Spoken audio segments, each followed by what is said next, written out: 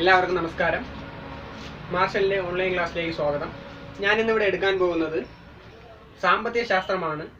+1 തലത്തിലുള്ള സാമ്പത്തിക ശാസ്ത്രം എന്തെന്ന് നമുക്ക് ചുരുക്കത്തിൽ പരിചയപ്പെടാം. സാമ്പത്തിക ശാസ്ത്രം 100 മാർക്കിനാണ് പരീക്ഷയ്ക്ക് ചോദിക്കുന്നത്. അതിൽ 80 മാർക്ക് ടെക്സ്റ്റുവൽ ഇവാലുവേഷൻ അല്ലെങ്കിൽ നിങ്ങൾ എഴുത്ത് പരീക്ഷയിൽ മേടിക്കാനുള്ള മാർക്കാണ് 80 മാർക്ക് എന്ന് പറയുന്നത്. പിന്നെയുള്ള 20 മാർക്ക് കണ്ടിന്യൂസ് ഇവാലുവേഷൻ ആണ്. ബാക്കി വരുന്ന 20 മാർക്ക് വരുന്നത് അത് നിങ്ങളുടെ ക്ലാസ് തലത്തിലുള്ള പെർഫോമൻസ് അനുസരിച്ചായിരിക്കും നിങ്ങൾക്ക് ഈ CE മാർക്ക് ലഭിക്കുന്നത്. അങ്ങനെ മൊത്തം 100 മാർക്കിന് ആയിരിക്കും നിങ്ങൾക്ക് ഈ എക്സാം നടക്കുക. ഇതുവരെ നിങ്ങൾ സാമ്പത്തിക ശാസ്ത്രത്തെ പറ്റി വളരെ വിശാലമായി മനസ്സിലാക്കിയിട്ടില്ല. ഇതുവരെ നിങ്ങൾ പഠിച്ച 10ാം ക്ലാസ് വരെ നിങ്ങൾ പഠിച്ച സാമൂഹ്യ ശാസ്ത്രത്തിൽ സാമ്പത്തിക ശാസ്ത്രത്തെ പറ്റി വളരെ വിശാലമായ രീതിയിൽ പ്രതിപാദിക്കുന്നില്ല. ചെറിയ ചെറിയ അധ്യായങ്ങളിലൂടെ മാത്രമാണ് സാമ്പത്തിക ശാസ്ത്രം നിങ്ങളുടെ മുന്നിലൂടെ കടന്നു പോയിട്ടുള്ളത്. എന്നാൽ ഇനി +1 തൊട്ട് സാമ്പത്തിക ശാസ്ത്രം എന്ന് പറഞ്ഞ വിഷയം, എക്കണോമിക്സ് എന്ന് പറഞ്ഞ വിഷയം പ്രധാനമായും ഒരു പ്രധാന ഭാഗമായി മാറുകയാണ്. സാമ്പത്തിക ശാസ്ത്രത്തിലെ അതായത് +1 തലത്തിലുള്ള നിങ്ങളുടെ സാമ്പത്തിക ശാസ്ത്രത്തിന്റെ അധ്യായങ്ങൾ പ്രധാനമായും 2 വിഭാഗത്തിലായിട്ടാണ് ഉള്ളത്.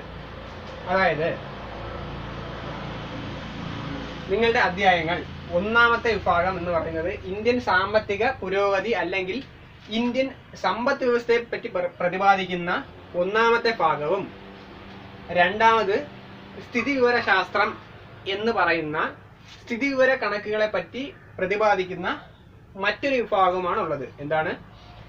നിങ്ങളുടെ അധ്യായം പ്രധാനമായും 2 വിഭാഗത്തിലായിട്ടാണ് ഉള്ളത്.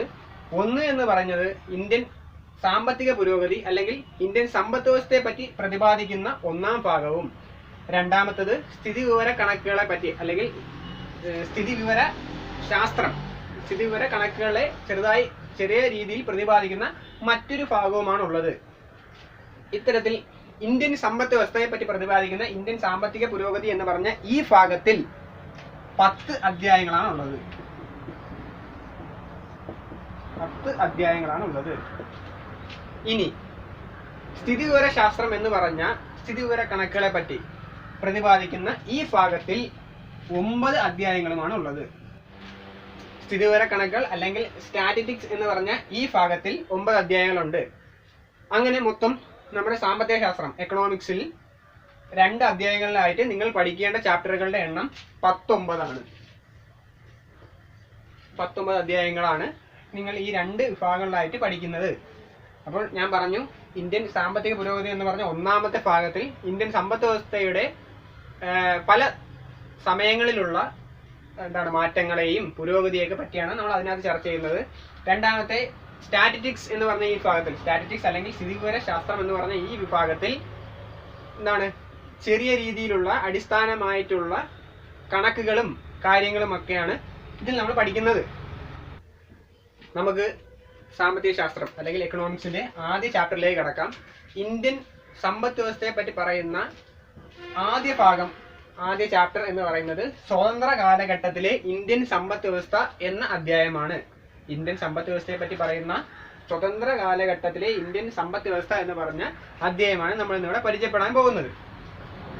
നമുക്ക് ഇന്ത്യൻ സമ്പദ് വ്യവസ്ഥയെ പറ്റി മനസ്സിലാക്കുവാൻ ഏറ്റവും എളുപ്പം ആ ഇന്ത്യൻ സമ്പദ് വ്യവസ്ഥയുടെ കാലഘട്ടത്തെ ഈ പറയുന്ന രീതിയിൽ തരംതിരിക്കുക എന്നതാണ്. ഈ പറയുന്ന 3 രീതിയിൽ തരംതിരിച്ചാൽ ഇന്ത്യൻ സമ്പദ് വ്യവസ്ഥയുടെ വളർച്ചയിലെ മാറ്റങ്ങളും അതിന്റെ വികാസങ്ങളെയും നമുക്ക് എളുപ്പം മനസ്സിലാക്കാൻ സാധിക്കുന്നു.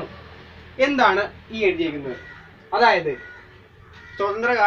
ഇന്ത്യൻ സമ്പദ് വ്യവസ്ഥ എന്ന് പറയുന്നത് ബ്രിട്ടീഷ് ഭരണത്തിന് മുമ്പ്, ബിഫോർ കൊളോണിയൽ പീരീഡ്, അതായത് ബ്രിട്ടീഷ് ഭരണത്തിന് മുമ്പ് എങ്ങനെയായിരുന്നു, പിന്നെ ബ്രിട്ടീഷ് ഭരണ സമയത്ത് ഇന്ത്യൻ സമ്പദ് വ്യവസ്ഥ എങ്ങനെയായിരുന്നു, അതുപോലെ സ്വതന്ത്ര ലബ്ധിക്ക് ശേഷം അതായത് സ്വാതന്ത്ര്യം നേടിയതിനു ശേഷം ഇന്ത്യൻ സമ്പദ് വ്യവസ്ഥ എങ്ങനെയായിരുന്നു എന്നിങ്ങനെ 3 രീതിയിൽ തരംതിരിച്ചാൽ ഇന്ത്യൻ സമ്പദ് വ്യവസ്ഥയെ പറ്റിയുള്ള പഠനത്തിന് ഏറ്റവും എളുപ്പ വഴി ഇതായിരിക്കും എന്ന് മനസ്സിലാക്കാം.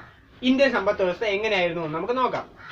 ബ്രിട്ടീഷ് ഭരണത്തിന് മുമ്പ് ഇന്ത്യൻ സമ്പദ് വ്യവസ്ഥ പൊതുവായി പറഞ്ഞാൽ വികസിച്ച ഒന്നായിരുന്നു, അല്ലെങ്കിൽ വികാസം നേടിയ ഒന്നായിരുന്നു ഇന്ത്യൻ സമ്പദ് വ്യവസ്ഥ. ബ്രിട്ടീഷ് ഭരണത്തിന് മുമ്പ് ഇന്ത്യൻ സമ്പദ് വ്യവസ്ഥ വികസിച്ച ഒന്നായിരുന്നു. എന്നാൽ ബ്രിട്ടീഷുകാർ വന്നു, ബ്രിട്ടീഷുകാർ ഭരണം നടത്തി. ആ ഭരണ സമയത്ത് ഇന്ത്യയുടെ സമ്പദ് വ്യവസ്ഥ എങ്ങനെയായിരുന്നു എന്ന് ചോദിച്ചാൽ, നമുക്ക് എല്ലാവർക്കും അറിയാവുന്നത് പോലെ ബ്രിട്ടീഷുകാർ വന്നത് ഒരിക്കലും നമ്മളുടെ നല്ല നടത്തിപ്പിന് വേണ്ടി ആയിരുന്നില്ല, മറിച്ച് ബ്രിട്ടനെ ഒരു വികസിത രാഷ്ട്രമാക്കി മാറ്റുവാൻ വേണ്ടി അവർ ഇന്ത്യയെ ഉപയോഗിച്ചു എന്ന് നമ്മൾ കൊച്ചു ക്ലാസ് മുതലേ മനസ്സിലാക്കിയതാണ്. അത് തന്നെയാണ് നടന്നതും. ബ്രിട്ടീഷ് ഭരണ സമയത്ത് ഇന്ത്യൻ സമ്പദ് വ്യവസ്ഥ വളരെ മുരടിപ്പ് നേരിട്ടതും അതുപോലെ വളരെ താണ രീതിയിലുള്ളതുമായിരുന്നു ഇന്ത്യൻ സമ്പദ് വ്യവസ്ഥ. അവർ നമ്മുടെ വിഭവങ്ങളും സ്രോതസ്സുകളും ഉൽപ്പന്നങ്ങളും എല്ലാം ഇവിടെ നിന്ന് കയറ്റുമതി ചെയ്യുകയും അന്തിമ വിഭവങ്ങളാക്കി ഇവിടെ തന്നെ കൊണ്ടുവന്ന് വിൽക്കുകയും ചെയ്തു എന്നൊക്കെ നമുക്കറിയാം. അങ്ങനെ നമ്മുടെ വിഭവങ്ങളും നമ്മളുടെ സ്രോതസ്സുകളൊക്കെ ചൂഷണം ചെയ്ത് അവർ എന്ത് ചെയ്തു, അവരുടെ നാടിന് വേണ്ടി ഉപയോഗിക്കുകയും വളരെ വികസിതമായിരുന്ന ഇന്ത്യൻ സമ്പദ് വ്യവസ്ഥ ബ്രിട്ടീഷ് ഭരണത്തോടു കൂടി അത് വളരെ താണ നിലയിലായി മാറുകയും ചെയ്തു. ഇനി മൂന്നാമത്തെ ഭാഗം എന്ന് പറഞ്ഞാൽ സ്വതന്ത്ര ലബ്ധിക്ക് ശേഷം, അല്ലെങ്കിൽ സ്വാതന്ത്ര്യം കിട്ടിയതിന് ശേഷം 1947 ഇന്ത്യക്ക് സ്വാതന്ത്ര്യം ലഭിക്കുമ്പോൾ അന്ന് പ്രധാനമന്ത്രിയായിരുന്ന ജവഹർലാൽ നെഹ്റുവിന് അദ്ദേഹത്തിന് മുന്നിലുണ്ടായിരുന്നത് മരണപ്പെട്ട് കിടന്ന ഇന്ത്യൻ സമ്പദ് വ്യവസ്ഥയെ കൈപിടിച്ചെടുക്കുക, അല്ലെങ്കിൽ എന്താണ് താങ്ങിയെടുക്കുക എന്ന് പറഞ്ഞ വളരെ വലിയൊരു വെല്ലുവിളിയായിരുന്നു അന്നത്തെ പ്രധാനമന്ത്രിയായിരുന്ന ജവഹർലാൽ നെഹ്റുവിന് ഉണ്ടായിരുന്നത്. അപ്പോൾ അന്ന് നമുക്ക് മനസ്സിലാക്കാൻ സാധിക്കുന്നതെന്ന് വെച്ചാൽ, അന്ന് സ്വാതന്ത്ര്യം ലഭിക്കുമ്പോൾ അന്ന് ഇങ്ങനെ ഏതവസ്ഥയിലാണോ ഇന്ത്യൻ സമ്പദ് വ്യവസ്ഥ ഉണ്ടായിരുന്നത് അതിൽ നിന്നും ഒരുപാട് മാറ്റം ഇന്ന് ഇതുവരെ ഉള്ള സമയത്ത് ഇന്ത്യൻ ഗവൺമെന്റ് മാറി വന്ന ഇന്ത്യൻ ഗവൺമെന്റിനൊക്കെ നേടാനായി എന്ന് നമുക്ക് വിശ്വസിക്കാം. അല്ല, അങ്ങനെയാണ്. എന്താണ്, അന്ന് അങ്ങനെ ആയി കിടന്ന സമ്പദ് വ്യവസ്ഥയെ വളരെ നല്ല രീതിയിൽ മുന്നോട്ട് കൊണ്ടുവരുന്നതിന് പല പദ്ധതികളിലൂടെയും പല ആസൂത്രണ പരിപാടികളിലൂടെയും ഇന്ത്യൻ ഗവൺമെന്റിന്, സ്വാതന്ത്ര്യ ലബ്ധിക്ക് ശേഷമുള്ള ഇന്ത്യൻ ഗവൺമെന്റിന് ഇന്ത്യൻ സമ്പദ് വ്യവസ്ഥയെ കൈപിടിച്ചുയർത്താൻ വളരെയധികം മികച്ച രീതിയിൽ സാധിച്ചു എന്ന് നമുക്ക് മനസ്സിലാക്കാം.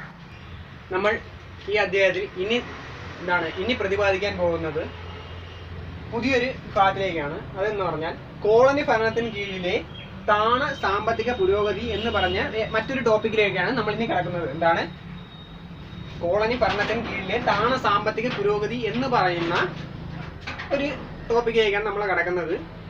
ഈ തലക്കെട്ട് സൂചിപ്പിക്കും പോലെ തന്നെ പ്രധാനമായും കോളനി ഭരണത്തിൽ സാമ്പത്തിക പുരോഗതി എങ്ങനെയായിരുന്നു എന്നാണ് നമ്മൾ ഈ ടോപ്പിക്കിലൂടെ നമ്മൾ മനസ്സിലാക്കുന്നത്. കോളനി ഭരണത്തിന് കീഴിൽ എങ്ങനെയായിരുന്നു സാമ്പത്തിക പുരോഗതി?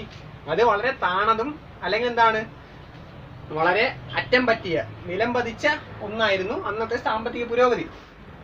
അന്നത്തെ ഇന്ത്യൻ സമൂഹത്തിന്റെ പ്രധാന ഉപഭോഗ മാർഗം, അല്ലെങ്കിൽ പ്രധാന തൊഴിൽ എന്ന് പറയുന്നത് കൃഷിയായിരുന്നു.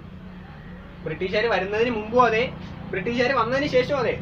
അതായത് ബ്രിട്ടീഷുകാരുടെ സമയത്തും അതിന് മുമ്പുമൊക്കെ ആയാലും ഇന്ത്യയുടെ പ്രധാന തൊഴിൽ എന്ന് പറഞ്ഞാൽ, ഇന്ത്യൻ ജനതയുടെ പ്രധാന തൊഴിൽ എന്ന് പറഞ്ഞാൽ കൃഷിയിലായിരുന്നു. ഏകദേശം 80% ജനങ്ങളും ജോലി ചെയ്തിരുന്ന, അല്ലെങ്കിൽ തൊഴിൽ ചെയ്തിരുന്നത് കാർഷിക മേഖലയിലായിരുന്നു. അപ്പോൾ അത്തരത്തിൽ കാർഷിക മേഖലയെ ആശ്രയിച്ച് കഴിഞ്ഞിരുന്ന ഇന്ത്യൻ ജനത ചെറിയ ചില്ലറ നിർമ്മാണ പ്രവർത്തനങ്ങളിലും മറ്റ് കരകൗശല പ്രവർത്തനങ്ങളിലൊക്കെ ഏർപ്പെട്ടിരുന്നു. നിർമ്മാണ പ്രവർത്തനങ്ങൾ അല്ലെങ്കിൽ കരകൗശല പ്രവർത്തനങ്ങളിലൊക്കെ പ്രധാനമായി വരുന്നതെന്ന് പറഞ്ഞാൽ നമ്മുടെ കോട്ടൺ വ്യാപാരം, അല്ലെങ്കിൽ തുണി വ്യാപാരം, രത്ന കല്ലുകളുടെ വ്യാപാരം, അങ്ങനെ മറ്റ് രാജ്യങ്ങളുമായിട്ട് പോലും ഇത്തരത്തിലുള്ള വ്യാപാരങ്ങൾ ഉണ്ടായിരുന്നു. അതായത് കരകൗശല വസ്തുക്കളാവട്ടെ, മറ്റ് ഉൽപ്പന്നങ്ങളുടെയൊക്കെ കൈമാറ്റം അന്നത്തെ പഴയ ബ്രിട്ടീഷുകാർ വരുന്നതിന് മുമ്പുള്ള കാലഘട്ടത്തിൽ ഇന്ത്യക്കാർക്ക് ഉണ്ടായിരുന്നു എന്ന് പറയപ്പെടുന്നു. രണ്ടാമത്തെ കാര്യം, ബ്രിട്ടീഷുകാർ വന്നതിന് ശേഷം ഈ കാർഷിക മേഖലയ്ക്കും ഈ നിർമ്മാണ മേഖലയ്ക്കൊക്കെ എന്ത് മാറ്റം ഉണ്ടായി എന്ന് ചോദിച്ചാൽ, ഈ കാർഷിക മേഖലയും നിർമ്മാണ മേഖലയൊക്കെ സ്വാഭാവികമായിട്ടും അധപ്പതിക്കുകയും അവയുടെ പ്രവർത്തനങ്ങളെല്ലാം ബ്രിട്ടൻ എന്ന രാജ്യത്തെ കേന്ദ്രീകരിക്കുകയും ചെയ്തു. ഈ നിർമ്മാണ പ്രവർത്തനങ്ങളും കാർഷിക പ്രവർത്തനങ്ങളെല്ലാം മറ്റൊരു ദിശയിലേക്ക് നീങ്ങി എന്ന് പറയുമ്പോൾ, നമ്മളിവിടെ കൃഷി ചെയ്തിരുന്ന കൃഷി വിഭവങ്ങൾ, അല്ലെങ്കിൽ കാർഷിക അസംസ്കൃത വസ്തുക്കൾ പിന്നെ നിർമ്മാണ പ്രവർത്തനത്തിന് ഉപയോഗിക്കുന്ന വസ്തുക്കൾ, കരകൗശല വസ്തുക്കൾ, ഇവയെല്ലാം ബ്രിട്ടൻ എന്ന രാജ്യത്തെ കേന്ദ്രീകരിച്ച് നീങ്ങാൻ തുടങ്ങി. അതാണ് നമ്മൾ പറഞ്ഞത്, ബ്രിട്ടീഷുകാരുടെ മറ്റൊരു തന്ത്രം ഇവിടെ നിന്നുള്ള ഇത്തരത്തിലുള്ള ഈ പ്രവർത്തനങ്ങളിലൂടെയൊക്കെ ലഭിക്കുന്ന അസംസ്കൃത വസ്തുക്കൾ അവരെന്ത് ചെയ്തു, സ്വാഭാവികമായോ അല്ലാതെയോ, അതായത് എന്താണ് നിയമപരമോ അല്ലാതെ കൊള്ളയടിക്കൽ വഴിയോ ഒക്കെ എന്ത് ചെയ്തു, അവരിവിടെ നിന്നുള്ള അസംസ്കൃത വസ്തുക്കളെ ബ്രിട്ടനിലോട്ട് കയറ്റി അയക്കുകയും ബ്രിട്ടനിലെ വലിയ വ്യവസായ മില്ലുകളിൽ അവ ഉൽപ്പന്നങ്ങളാക്കി നമ്മുടെ രാജ്യത്ത് തന്നെ വൻ വിലയ്ക്ക് വിൽക്കുകയും ചെയ്തിരുന്നു. നമ്മുടെ ഈ അസംസ്കൃത വസ്തുക്കളൊക്കെ എന്താണ് തുച്ഛമായ വിലയിൽ അവർ കൈക്കലാക്കുകയും അന്തിമ ഉൽപ്പന്നങ്ങളാക്കി അവ എന്ത് ചെയ്തു, നമ്മുടെ രാജ്യത്ത് വൻ വിലയ്ക്ക് വിൽക്കുകയും ചെയ്തു. അതാണ് വിഭവങ്ങൾ കൊള്ളയടിക്കൽ എന്ന ഈ ടോപ്പിക്കിലൂടെ നമ്മൾ മനസ്സിലാക്കുന്നത്.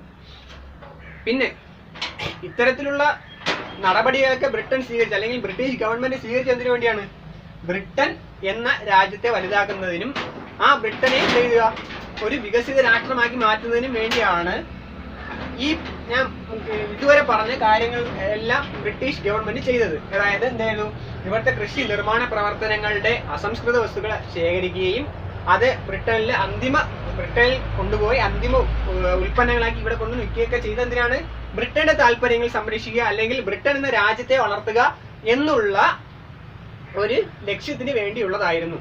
നമ്മൾ പറഞ്ഞു, ഇന്ത്യൻ സമ്പദ് വ്യവസ്ഥയിൽ ഇന്ത്യയുടെ സമ്പത്തെല്ലാം എങ്ങോട്ടാണ്, ബ്രിട്ടനിലേക്ക് പോകുന്ന ഒരു രീതിയാണ് ഉണ്ടായിരുന്നതെന്ന് നമ്മൾ പറഞ്ഞു.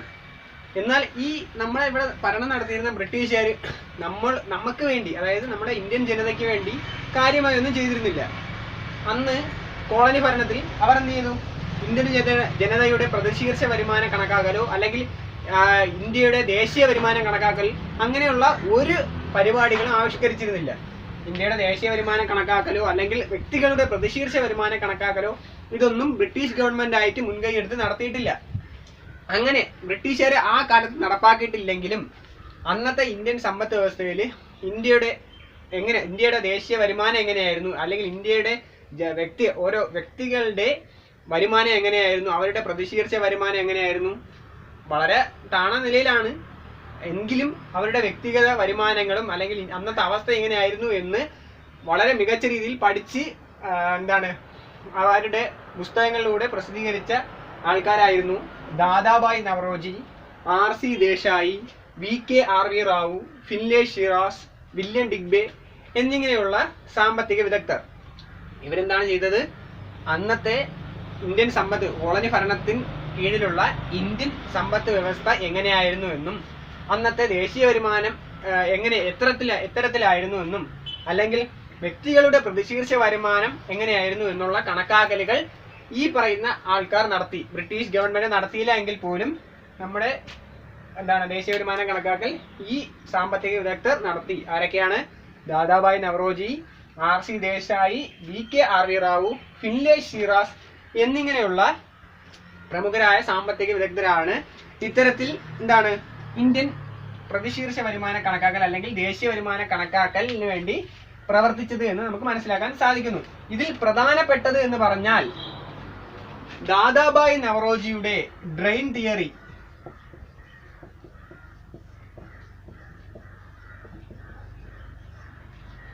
അതുപോലെ V.K.R.V. റാവു അദ്ദേഹത്തിന്റെ ദേശീയ വരുമാന കണക്കാക്കലും പ്രതിശീർഷ വരുമാന കണക്കാക്കലും എന്ന് പറഞ്ഞ അദ്ദേഹത്തിന്റെ പ്രവർത്തനവും ദാദാഭായ് നവറോജി അദ്ദേഹം ആവിഷ്കരിച്ച ഡ്രെയിൻ തിയറി അല്ലെങ്കിൽ അദ്ദേഹത്തിന്റെ പുസ്തകമായ poverty and un-British rule in India എന്ന് പറഞ്ഞ അദ്ദേഹത്തിന്റെ പുസ്തകത്തിൽ അദ്ദേഹം ഇന്ത്യയുടെ അവസ്ഥയും അല്ലെങ്കിൽ വ്യക്തികളുടെ ജീവിതത്തെയും ദേശീയ വരുമാനത്തിന്റെ ശരാശരിയൊക്കെ പറ്റി വിശദമാക്കുന്നുണ്ട്. ഇതൊന്നും നിങ്ങൾക്ക് പാഠപുസ്തകത്തിൽ പ്രതിപാദിക്കുന്നില്ല എങ്കിലും ഇതൊക്കെ നിങ്ങൾ അറിഞ്ഞിരിക്കേണ്ടതാണ്. അത്തരത്തിൽ മുൻകൈയെടുത്ത പ്രമുഖരിൽ പ്രധാനപ്പെട്ടവരായിരുന്നു ആരൊക്കെ, ദാദാഭായ് നവറോജി, V.K.R.V. റാവു എന്നിവർ. ഇവർ എന്ത് ചെയ്തു, ദേശീയ ശരാശരി കണക്കാക്കുന്നതിലും ദേശീയ വരുമാനം കണക്കാക്കുന്നതിലായാലും വ്യക്തികളുടെ പ്രതിശീർഷ വരുമാനം കണക്കാക്കുന്നതിലായാലും ഒക്കെ പ്രധാന പങ്ക് വഹിച്ച ആൾക്കാരാണ്.